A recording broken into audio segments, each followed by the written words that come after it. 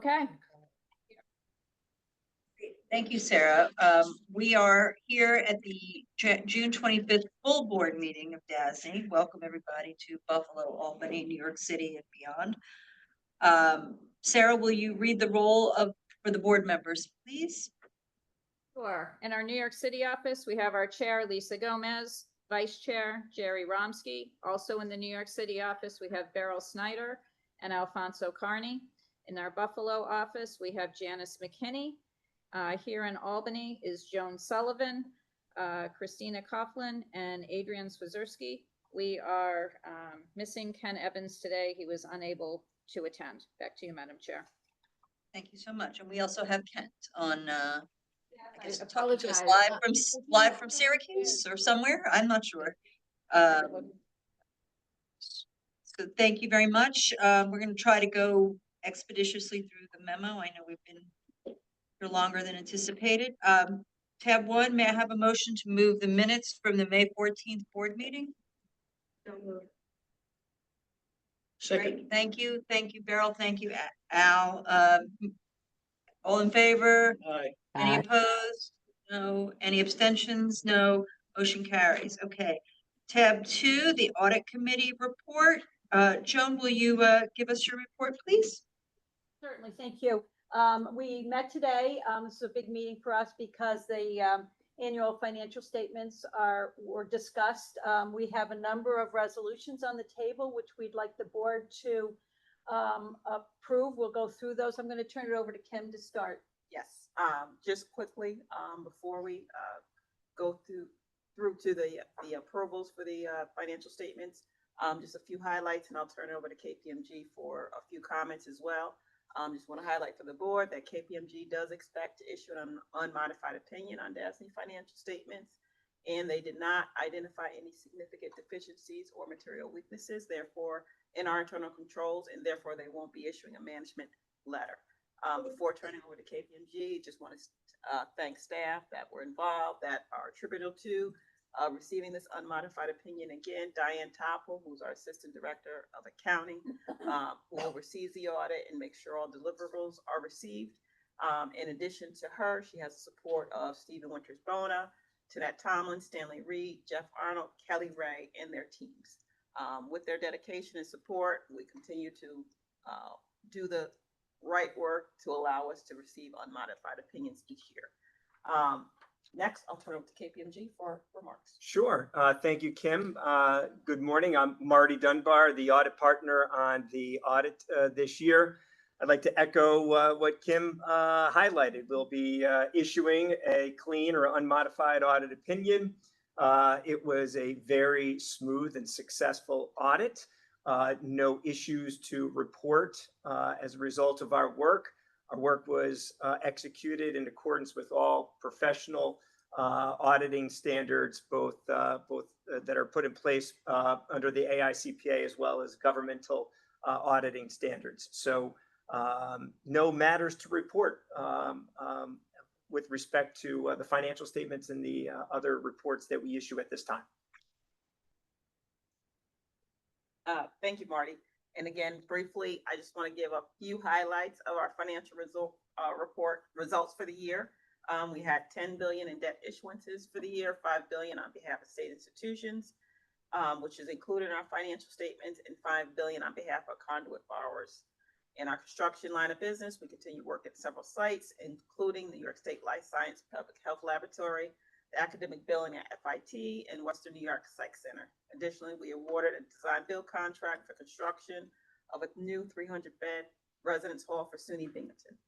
From an accounting perspective, we adopted 3 pronouncements: GASB 101, compensated absences, which updates the recognition and measurement guidance for compensated absences.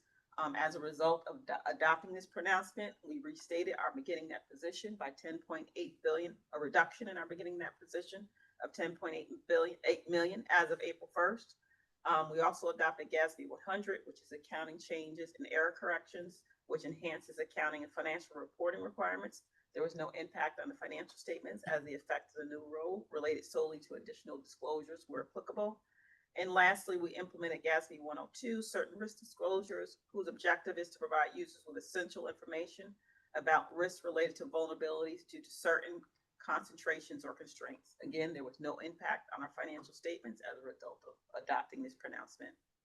For our financial results, our statements reflect an increase in our net position of 137 million, the majority of which is in our restricted funds. In terms of debt issuances, as noted earlier, we had approximately 5 billion of issuance on behalf of state institutions, almost all due to new money and refundings, with more than 3/4 on behalf of New York State agencies. We had 3.5 billion in retirements for the year, with 56% coming from defeasances and early redemptions and 34% from bonds that were refunded from new DASNY bonds.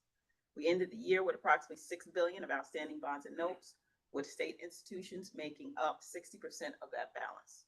In terms of our construction management line of business, our total construction and loan disbursements saw an increase of approximately 309 million in 2025, equally driven by increased certified and vendor disbursements. Our investment balance increased approximately 1.1 billion, ending the year at 8.8 billion. And then additionally, money market fund holdings and demand deposit slugs, which is reflected in the statement of net position as a component of cash and cash equivalents, decreased approximately 1.8 billion, bringing total investment holdings to a balance of approximately 9.6 billion at the end of the year. That concludes my remarks on the financial statements, and I believe we can have a motion. I just would like to echo Kim's comments on staff and their excellent, outstanding efforts, and on KPMG for continued their efforts, and acknowledge Kim for her terrific leadership in all of this. This is a Herculean, and we got it Thank done. I'd like at this time to ask the board for approval of the Dormitory Authority basic financial statements as of and for the year ended March 31st, 2025. May I have approval? Motion, please? We have a motion? So moved. So moved. All in favor? All in favor? Aye. Any opposed? No. Any abstentions? No. Motion carries. Joan, you want to do the next one? Yes, so I'm gonna the next one is the annual investment report. Again, I'm gonna turn it over to Kim. Similar to the financial statements, the annual investment report is also required to be filed with the Office of State Comptroller. The report includes our investment policy and guidelines and summaries of investment income earned and fees paid for the year. I will note there were no changes to the investment guidelines during the year, and unless there are any questions. No, any questions? At this point, I'd like the board approval of the investment report for the year ended March 31st, 2025. So moved. Second, all in favor? Aye. Aye. Now I want to turn it over to Robert for an overview of the Public Authorities Accountability Act annual report.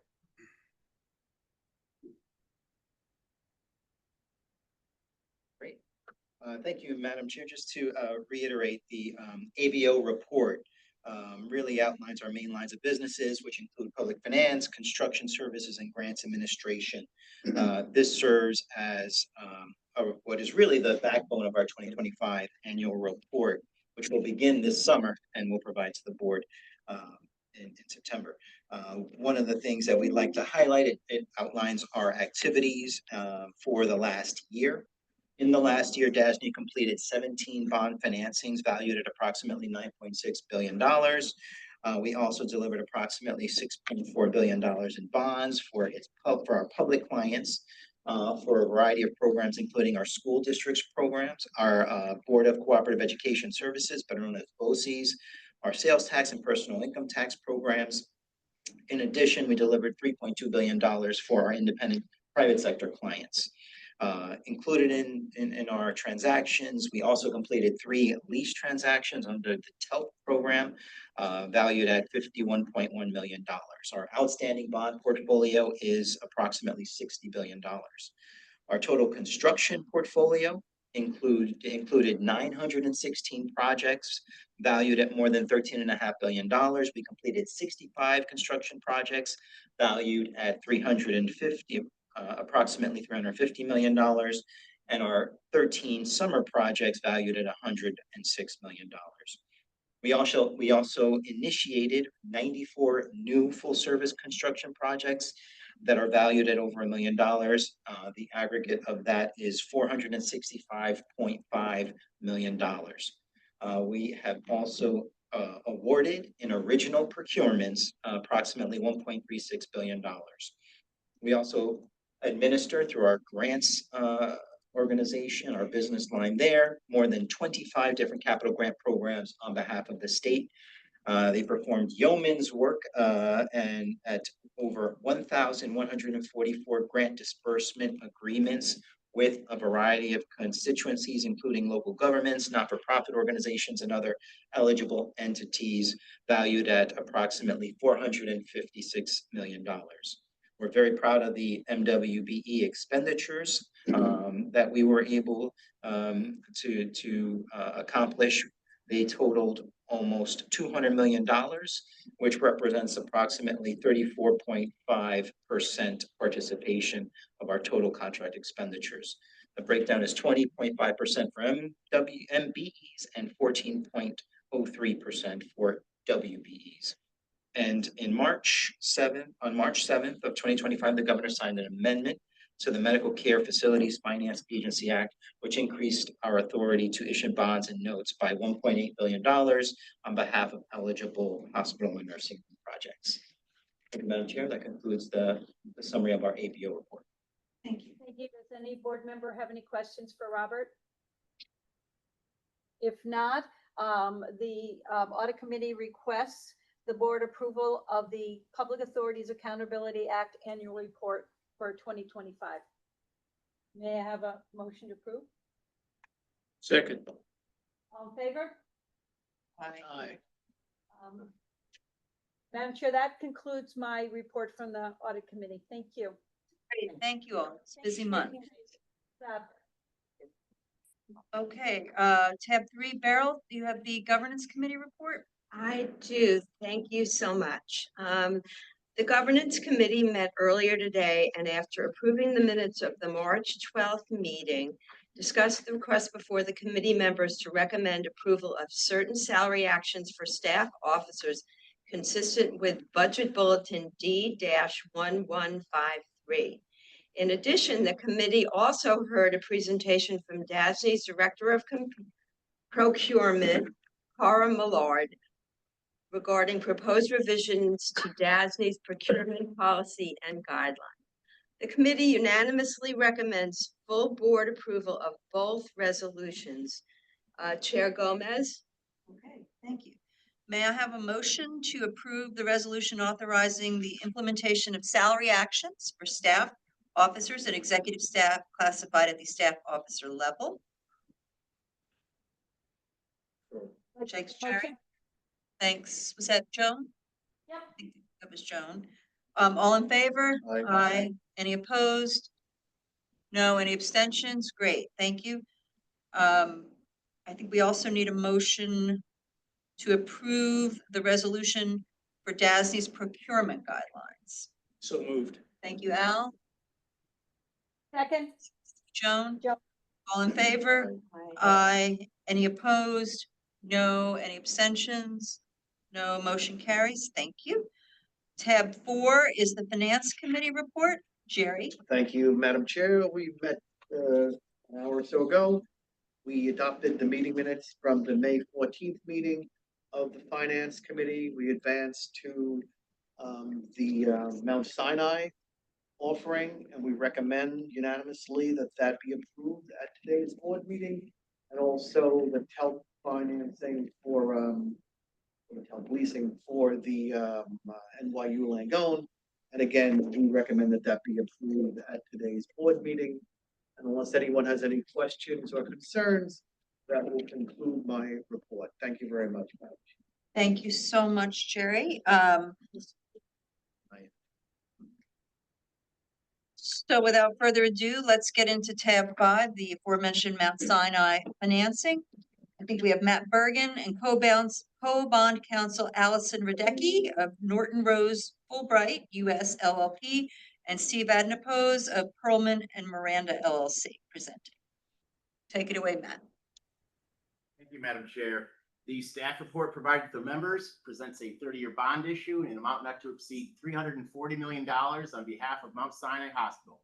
The projects that you're considering this morning include financing and/or reimbursing costs associated with various projects at Mount Sinai Hospital, Mount Sinai South Nassau, and the St. Luke's Roosevelt Hospital Center. These projects include renovations, upgrades, equipment purchases, and construction projects. The total cost of these various projects will be funded with bond proceeds loaned to Mount Sinai Hospital, and each project will be used in connection with the operations of the Mount Sinai Health System. This financing will also include the refinancing of all or a portion of the Mount Sinai Obligated Group Taxable Bonds, Series 2017. As this is an obligated group structure, obligations issued under the Master Trust Indenture will be secured by a security interest in Mount Sinai Hospital's gross receipts. And finally, the expected ratings are Baa3 and BBB, and we do have the recommendation memo from the Department of Health supporting the financing. And with that, I would now like to hand things over to our co-bond counsels. Thank you. Good morning. Norton Rose, Fulbright, and Pullman and Miranda are serving as co-bond counsel on the Mount Sinai Obligated Group Series 2025 transaction.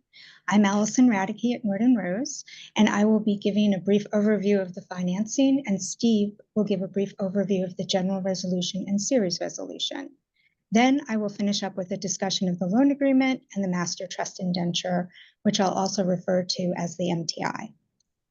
You are being asked to adopt a new general resolution and the series resolution authorizing the issuance of the Series 2025 bonds in one or more series in an aggregate principal amount not to exceed $340 million. The proceeds of the bonds will be loaned to the Mount Sinai Hospital, which is referred to as the hospital, and will also serve as the borrower and the obligated group representative. The hospital is currently the only member of the obligated group. The Series 2025 bonds are proposed to be sold through a negotiated sale to a syndicate of underwriters represented by Jefferies. The Series 2025 bonds are expected to be issued as tax-exempt bonds in the fixed-rate mode, and as Matt mentioned, used to finance all or a portion of the costs associated with various construction and renovation projects, as well as equipment purchases for the Mount Sinai Hospital, South Nassau Communities Hospital, and the St. Luke's Roosevelt Hospital Center, all of which are to be used in connection with the operations of the Mount Sinai Health System. The proceeds will also be used to refund all or a portion of the Mount Sinai Obligated Group Taxable Bonds, Series 2017, as well as to pay certain costs of issuance of the Series 2025 bonds. The Series 2025 bonds will be special obligations of the authority, payable solely from revenues, which consist of certain payments to be made under the loan agreement and payments to be made under the obligation issued pursuant to the MTI. The obligation will be secured by the gross receivables pledge of all members of the obligated group. Now, Steve will discuss the resolutions. Thanks, Allison. The general resolution is a new resolution based on the authority's model and constitutes the basic agreement between the authority and the holders of the bonds. The general resolution allows for the issuance from time to time of multiple series of bonds, each such series to be separately secured by the applicable revenues, by certain funds and accounts established for the applicable series of bonds, by an obligation, and by any other security pledged for the payment of such series of bonds. The general resolution sets forth the general terms for each series of bonds, conditions for issuance, security for the bonds, funds, and accounts, and the flow of monies through such funds and accounts, events of defaults and remedies, provisions regarding amendments to the general resolution, provisions regarding the trustee's fiduciary obligations, covenants of the authority, and defeasance provisions. The Series 2025 bonds will be the first series of bonds to be issued under this general resolution. Now on to the Series Resolution 2025-1. The Series Resolution delegates the various officers of the authority the powers, among others, to establish the principal amount of the Series 2025 bonds not to exceed $340 million in the aggregate, the date or dates on which any Series 2025 bonds will pay interest and principal and mature, which maturity may not exceed 30 years from the January 1st immediately next succeeding the date of initial issuance. The rate or rates at which the Series 2025 bonds will bear interest, provided that the true interest cost of the Series 2025 bonds will not exceed 7.5% if tax exempt and 10% if taxable. The redemption dates and prices and provisions for tender for purchase, and the form of the Series 2025 bonds. There is no debt service reserve fund requirement in connection with Series 2025 bonds. In addition, the Series resolution authorizes the execution and delivery of the bond purchase agreement and the loan agreement, and approves a draft preliminary official statement, authorizes a final official statement, and authorizes authority officers to do all other things necessary or advisable in connection with the issuance of the Series 2025 bonds. The Series 2025 bonds will be secured by the funds and accounts established pursuant to the Series resolution, the obligation, and the pledge of payments to be made to the authority under the loan agreement. Allison will describe the loan agreement. Thanks, Steve. The authority and the hospital will execute a loan agreement in connection with the issuance of the bonds. The loan agreement will require the hospital to make timely payment of debt service on the bonds and to pay the fees and expenses of the authority and the trustee. The requirement of the hospital to make payments under the loan agreement will be a general obligation of the hospital and will be secured by the obligation issued pursuant to the MTI. Upon the issuance of the bonds, the authority will assign its rights under the loan agreement to the trustee, except for certain reserved rights. As part of the security package for the bonds, the hospital will issue the Series 2025 obligation pursuant to the MTI in order to secure the obligations of the hospital under the loan agreement. Under the MTI, the members are jointly and severally obligated to pay all obligations issued thereunder. Each obligation will be secured by a pledge of the gross receivables of the members of the obligated group, and currently the hospital is the only member. The MTI permits the members to leave the obligated group and new members to join the obligated group as long as certain tests and conditions are met. The MTI permits the members of the obligated group and certain designated affiliates, which are together collectively referred to as the credit group, to incur additional indebtedness, including pledging or otherwise encumbering the gross receivables to secure such indebtedness, all within certain prescribed limits. The MTI also provides that any additional indebtedness which is to be secured by an obligation may only be incurred if the limitations on additional indebtedness by the credit group are satisfied. The MTI will also require the credit group to maintain a specified debt service coverage ratio.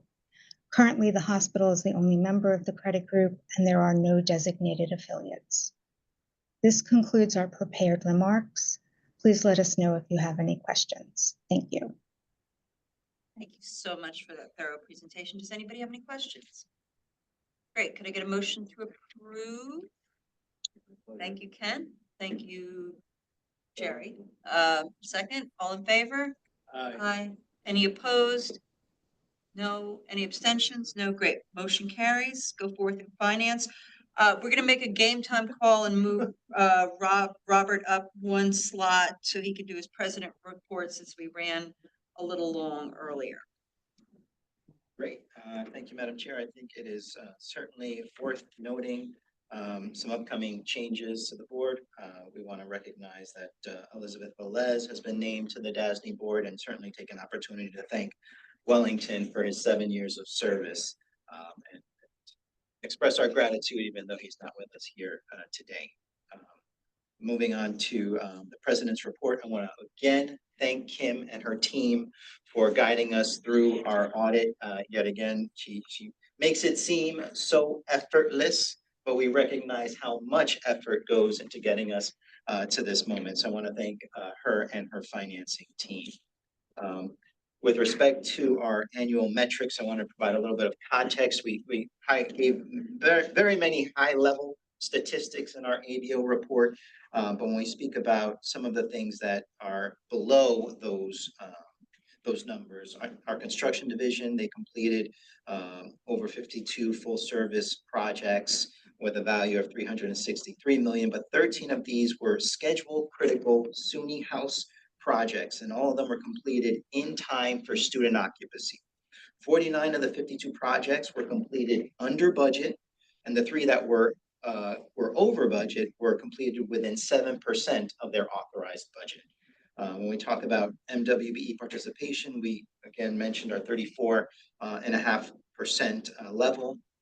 But it's also worth noting, in addition to our M's and our W's, that our SDVOB participation percentage was 4.34%. And it also included an award to our first SDVOB prime contractor. On the public finance end, we continue to meet our days to market goals for public finance, with the majority of our bond issues for existing clients and new clients and state-supported debt financing and pooled financings. So in these financings where we didn't meet that market goal, the delays were outside of DASNY's control. And in particular, one had to do with a change in the plan of finance or an additional seeker review. Shelter Island. The total par value for all the financings, not including the forward delivery, was $9 billion. So we continue to, again, deliver quickly for our clients in terms of market pricing. When we compare our bond pricing yields at the time of sale to the secondary and aftermarket trades, all of our financings continue to be well priced, and those for those that are not privately placed. With regards to workforce, as of March 31st, we employed 510 permanent salaried employees. Out of 510, 422 possess an undergraduate degree, and 131 possess graduate or advanced degrees. We also have 116 employees who possess a total of 161 professional licenses or certifications. And they received over 15,000 hours of training. And we highlight those because those are the benchmarks that guide much of our performance that the board looks to regularly. So I want to just give a snapshot of what those annual budget office numbers mean, and in particular, what the health of the employee organization is. Along those lines, back to more regularly scheduled business with respect to the president's report. Our grants programs continue to move ahead. We have a new allocation with respect to our BRICS program launch. That is $100 million, focusing on building recreational infrastructure for communities, kids, and seniors, which offers grants up to $15 million for community center construction. That request for applications is currently open, with the application period running from July 14th to August 15th, with awards expected by November 1st. When we look, those, we review them and then yes, select. we review and select through a competitive process with our partners at Parks. So that is certainly keeping Sarah business when she's not attending to our board activities. On the public finance side, we completed a number of transactions since our last meeting. SUNY Upstate Medical University, we closed $35 million of tax-exempt lease financing for SUNY Upstate Medical. Our school districts revenue bonds, we successfully priced $1 billion to finance over 70 school districts and received significant investor demand with yields between a 3.08% and a 4.79%. Orange Ulster's BOCES, we closed the transaction there for $134 million to improve infrastructure across both of their campuses, including the construction of 27 new classrooms and a gymnasium. Iona University closed $74.8 million in bonds to build capital projects that include 170 new student beds, a 2.4 acre green space, and upgrading academic and athletic facilities across New Rochelle and Knoxville campuses. And NYU, a marquee transaction. It's important to note, it's the largest educational financing that either of us have done, and for now is probably the largest private educational financing. And that will finance capital projects across the university while generating savings through a debt refinancing. Those projects include the Washington Square, Union Square, Brooklyn and Grossman School of Medicine campuses, along with a $427 million refunding. So thank you to Portia and her team. It has been extraordinarily busy on that front. And then also important to note on the employee engagement and employee side, we welcomed our class of interns. I know that is always something exciting. We have 23 new interns contributing across the organization, including construction, procurement, communications, marketing, HR, diversity and inclusion. So we're excited about the diversity of candidates that we received and the strength of our pipeline as of future employees as a result of this program. Congratulations. Thank you. And we hope that we'll have a chance to meet them before they We'll look leave forward to it. for the summer. July, we were at full strength, so you expect a quick visit. And then finally, on the employee engagement front, we regularly try to conduct some surveys, and in our latest annual survey, our feedback reported that 91% of our staff report feeling proud to work at DASNY. I think 90% of our staff report feeling valued by their supervisor and certainly would recommend us to their friends. So while there's always work to be done in this area, I think, as a result of many of our employee engagement activities, our efforts, and really, trying to evolve the culture to meet workers' needs, that we're moving in that direction. So mark your calendars on Friday, September 12th. We will be holding our all hands meeting / fall event at Bethlehem Town Park, where we'll kick off the event, lead an interactive discussion with the managing directors, and afterwards gather and have When is that date? a picnic. So September 12th. Friday, September 12th.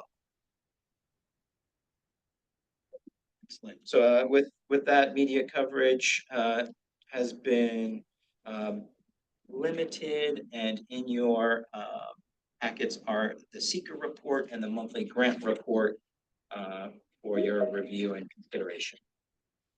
That concludes the president's reports. So now Higby. I will not.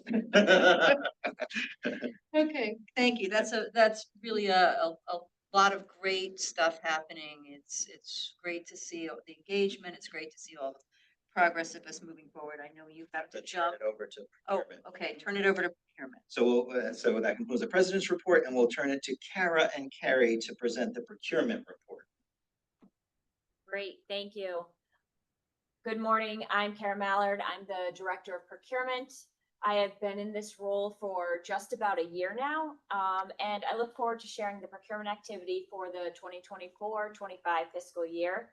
I am pleased to be here today alongside my colleague Carrie Torres, Director of Opportunity Programs Group.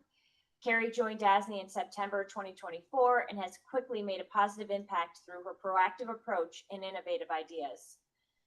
Carrie will be sharing information regarding the MWBE and SDVOB expenditures for the 2024-25 fiscal year. The 2024-25 procurement report is being presented to you for your approval pursuant to the requirements of Section 2879 of the Public Authorities Law. The report includes original procurement contract transactions that have an actual or an estimated value of $5,000 or more, and that were procured per DASNY's procurement policy and guidelines. I'm not going to go through every aspect of the report, but I do want to provide an overall summary and some key highlights. As I mentioned, the procurement report reflects original procurement activities, and it showcases the flexibility that DASNY procurement brings to internal and external clients. The report is largely organized around 4 key areas that DASNY's procurement team supports. We have construction services, which represents our capital design and construction projects. Bond financing, which includes activities that support DASNY's private and public financing. DASNY's administration and operations, which includes procurements to support day-to-day operations such as technology, utilities, and internal renovation projects. And then legal services comprising of litigation, personal injury, and other legal services across the areas. Across these areas, the total original procurements in 2024-25 were valued at approximately $1.36 billion. In comparison to last year, this represents a significant increase in total dollar value of approximately $938 million. While the procurement unit processed only 50 more transactions compared to last year, the dollar value of these single transactions was significantly higher. The large increase can be explained by the execution of two large projects.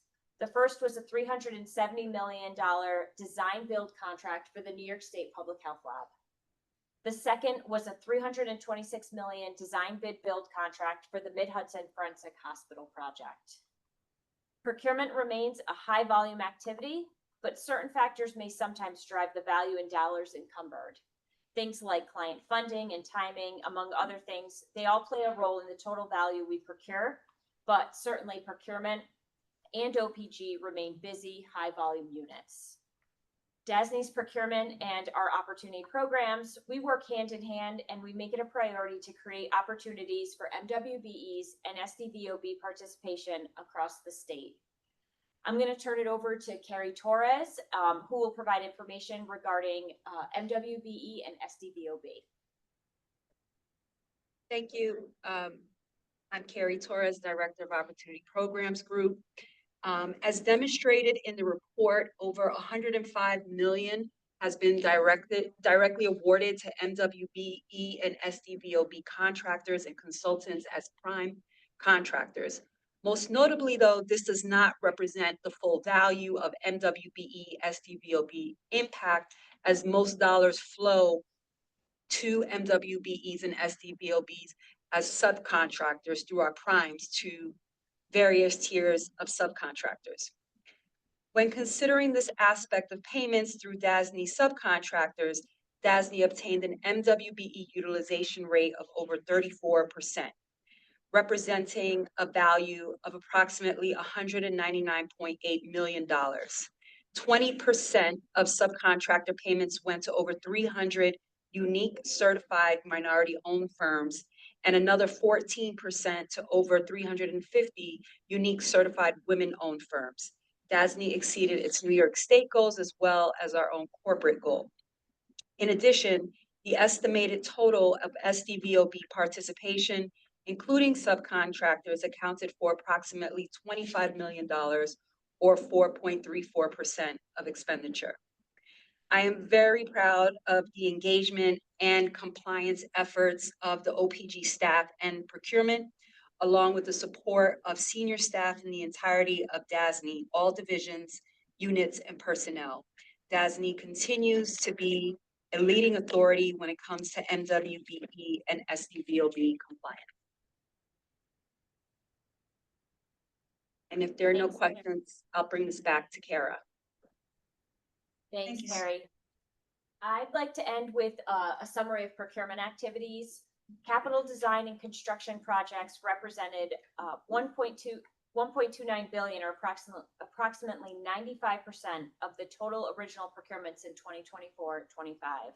Methodologies in this area include qualification-based professional service contracts, competitively bid construction contracts and purchase orders, along with expedited contracting methods such as term consultant contracting, GC minor maintenance, and job order contracting. CUNY and OMH remain DASNY's largest clients, representing approximately $768 million, or 59% of construction procurements. In addition, due to the various procurements for the New York State Public Health Lab, approximately $384 million, or 30% of the construction procurements, were for DOH.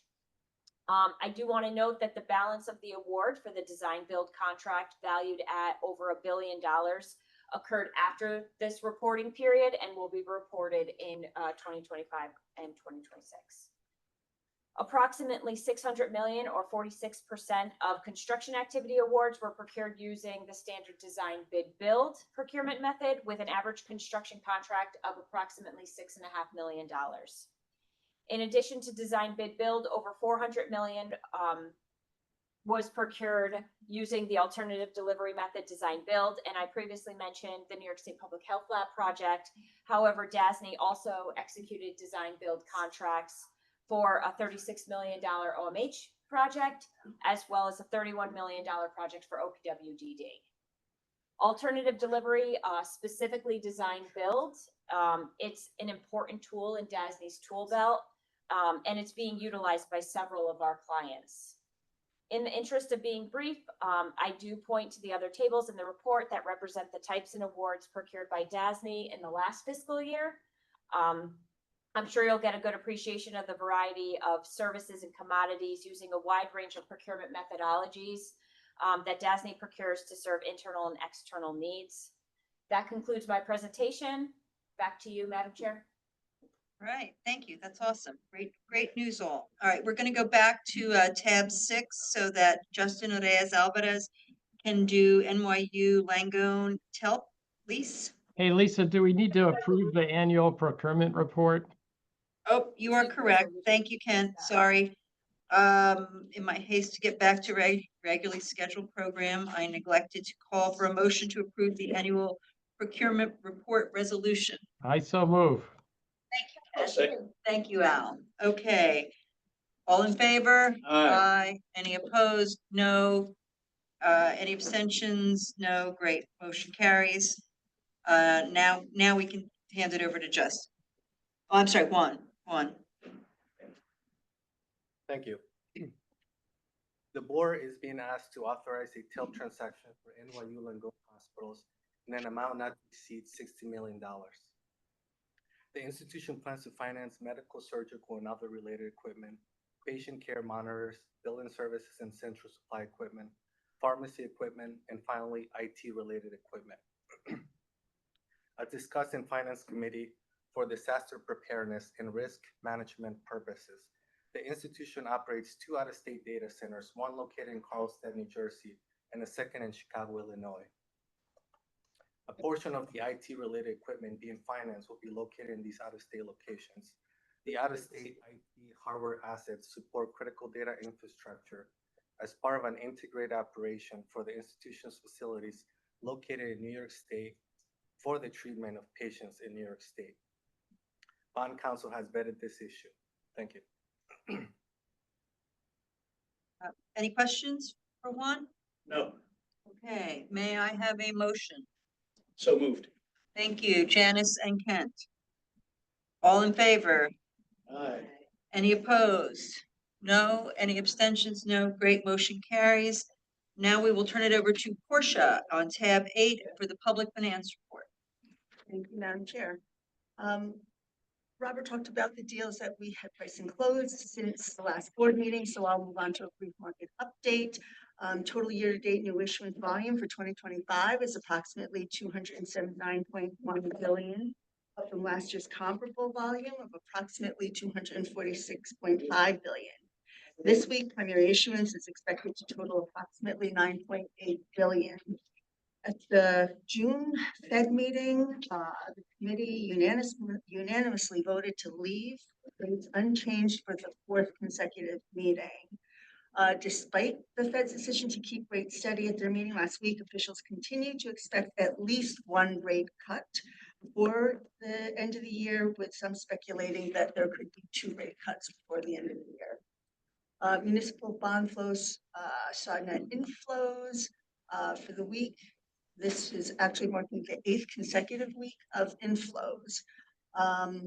Yesterday, AAA MMD was unchanged, with both the 10-year and the 30-year holding steady at 3.3% and 4.54% respectively. U.S. government bond yields were lower, with the 10-year Treasury yield decreasing 4 basis points to 4.3%, and the 30-year also decreasing by 4 basis points to 4.83%. Since the May 14th board meeting, 1-year MMD rate has decreased by 25 basis points. The 10-year has decreased by 1 basis point. 30-year MMD has decreased by 14 basis points. During that same time period, the 10-year Treasury yield decreased by 19 basis points, and the 30-year decreased by 11 basis points. Behind the standard reports, there's also the annual bond sale report and the resolution. This is the bond sale report for fiscal 24-25. I'd like to just run through this very quickly. There's the memo, there's a resolution, there's a report, and then there are some slides that follow the report. If you were to look at the slides on page 2, according to the bond buyer, DASNY was the second largest issuer for calendar year 2024. I would note, however, that our numbers are based on the fiscal year. So there'd be a slight variation there between that bond buyer number and the number that we are reporting. So we're reporting that we issued 9.6 billion last year in 17 different financings. I would also note that there's a slight difference between the numbers that I report and the ones that Kim reports, because her numbers also include draws on drawdown bonds and draws on commercial paper. But overall, Robert went through sort of the buckets in terms of what we financed. So let me just talk about the deals a little bit. There were 3 public programs that we issued, 1 PIT deal, 2 sales tax deals, 2 other transactions for other public entities, 1 for BOCES and 1 for our school district's pool. We did 4 higher ed deals, Cornell, Pace, Columbia, and there was a Fordham forward delivery. 4 healthcare transactions, Northwell, NYU Langone, Montefiore, and White Plains Hospital.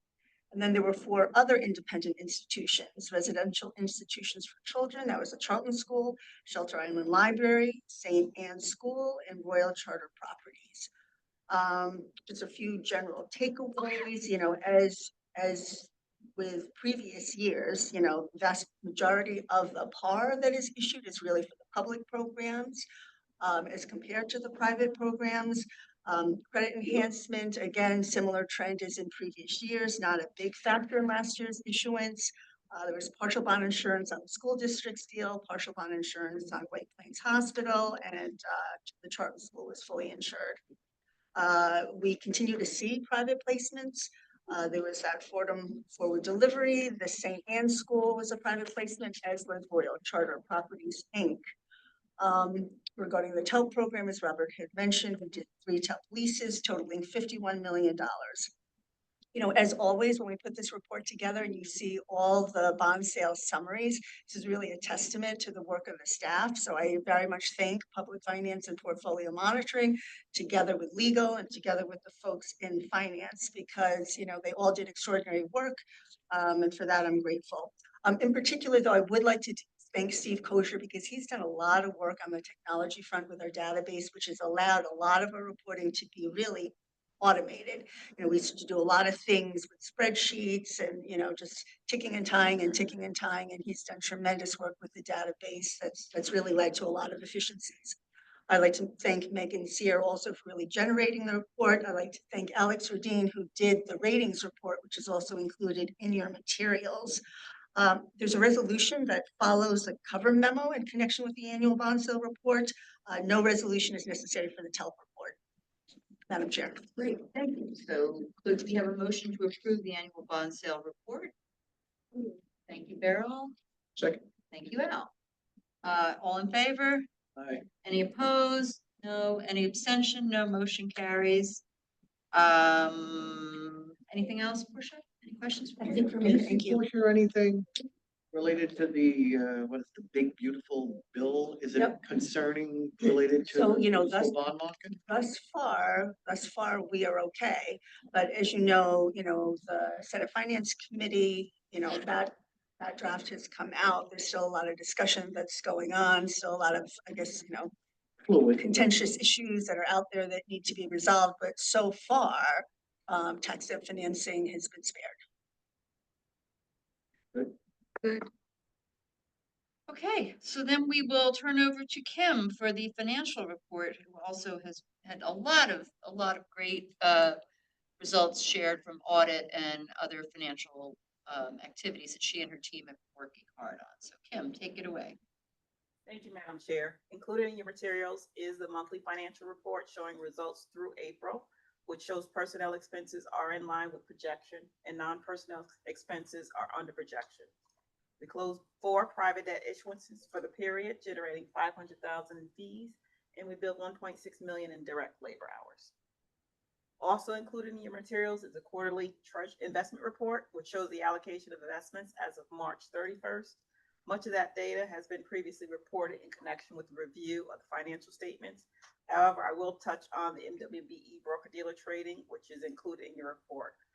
For the quarter ending March 31st, just over 46% or 3.7 billion in trades via phone solicitation went to an MWBE firm, with another 3% or 260 million going to SDVOBs.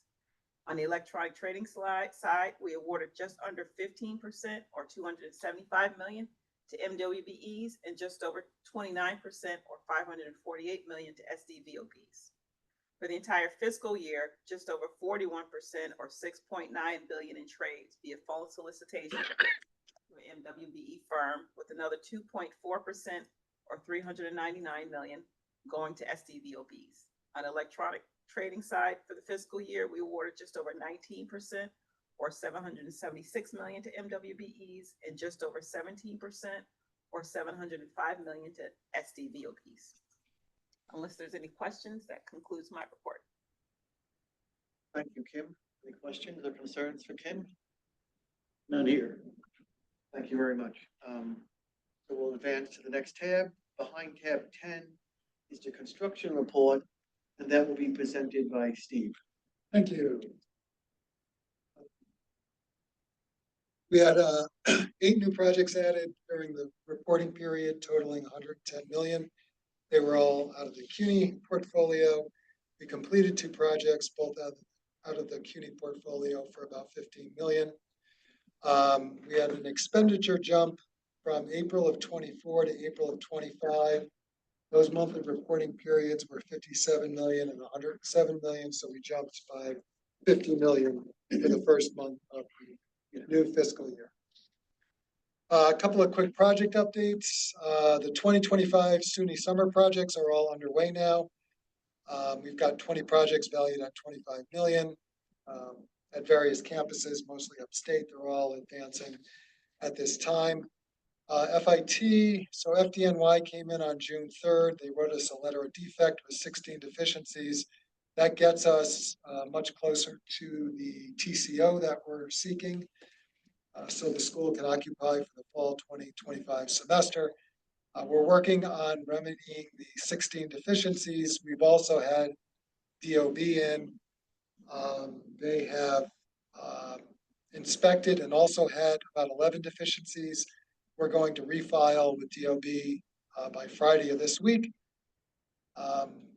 So fingers crossed, we'll have the kids in there by the fall semester.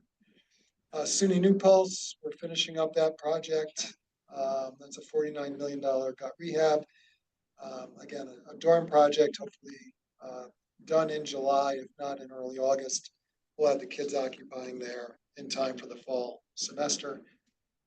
I think someone brought up the fact that we have a new 350-bed dorm project at SUNY Binghamton. This is a design build project that we're moving along. On the CUNY side, we met with the Vice Chancellor and Chancellor for facilities for CUNY yesterday, along with Robert. He joined us.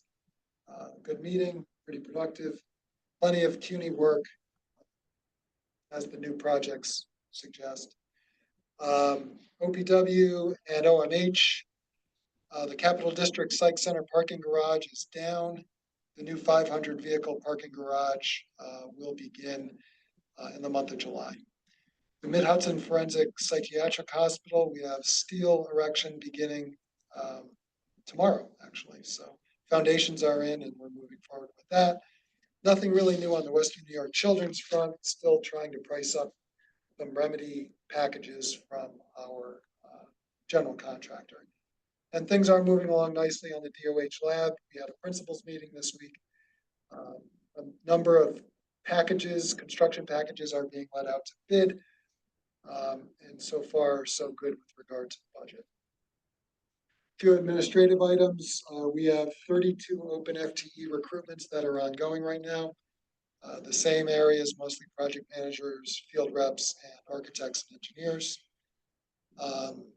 Robert alluded to the summer interns. There are about 20 in the construction division. They're on our project sites. We do have a few specialty interns in the OPG group as well as in our claims group, and we have a couple of engineers as well. The next conference DASNY will be attending is the SUNY Summer Conference in Niagara Falls on July 22nd. We'll be making a DASNY presentation. Next quarterly Directors and Chiefs meeting is on July 31. And we did hold our project management conference last week. We had 130 attendees. There were 3 customer agency panels, a customer service excellence workshop, a negotiation workshop, a DASNY Legends workshop, and 2 DASNY CM workshops. It was from June 16th to the 18th. And I have to just state that the 2 panels that generated the most buzz were our board member, Severud's construction negotiation workshop. And we also had 10 past construction legends, retirees, sit on a panel and speak to a bunch of our newly minted project managers. Telling Like them that, legends, the legends. They are the legends. That concludes my report. Thank you so much, Steve. Thanks, Steve. Any questions for Steve? Okay, then may I have a motion to go into executive session to discuss the financial and credit history of a particular corporation, matters leading to the appointment, employment, promotion, demotion, discipline, suspension, dismissal, or removal of a particular person or corporation, and proposed pending or current litigation. Thank you, Jerry. Thank you, Beryl. I assume no one is opposed. So Sarah, would you send us to executive session, please? Our next You're good. You're good. I guess I wasn't one more Shirley's in time. progress. Clearly, I need to go to the exactly. We are back from executive session. While we were in executive session, no decisions were made other than to return to the public session. That concludes our business. Our next meeting is July 16th, 2025. May I have a motion to adjourn? Thank you, Jerry and Beryl and Ken and everybody. All in favor? Aye. Any opposed? No. Thank you very much for a fulsome meeting, despite the technical difficulties. We'll see you next month.